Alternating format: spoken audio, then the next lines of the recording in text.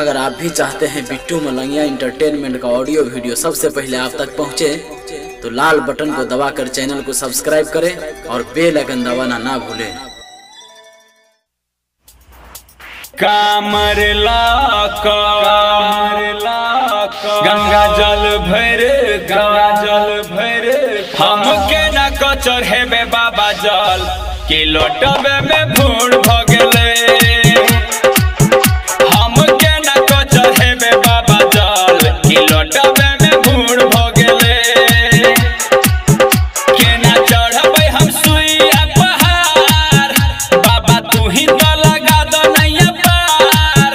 के न चढ़बे हम सुइया पहाड़, बाबा तू ही तो लगा दो नैया पार कि घर बड़ी दूर भ गेले।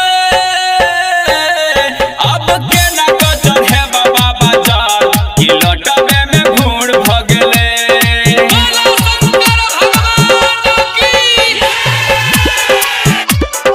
सरवन मोबाइल शॉप, घुर्मी बाजार, नेपाल। हम छी तोहर पुजारी हो बाबा जटाधारी, कोनो जगार लगावा तू बाबा त्रिपुरारी।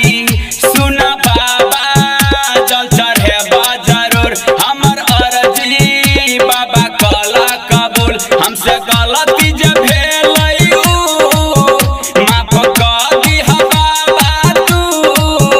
हमसे गलती जे भेलई माफ कर दिहा बाबा तू।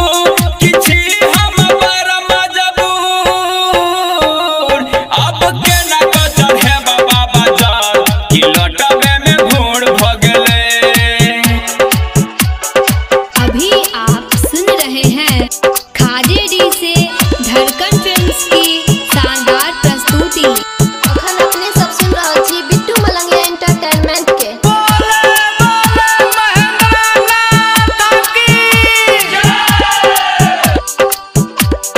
सरवन मोबाइल शॉप, घुर्मी बाजार, नेपाल। कामर को चलल छी बाबा के हम दुआरी, भांग खा को सुतल छ खोल बाबा के बारी। बोल बम बोलत रह ये बम जटाधारी, नाम जप ये बम। पहला सोमवारी के जल चढ़ेबे गाड़ी से, पहला सोमवारी के जल चढ़ेबे गाड़ी से।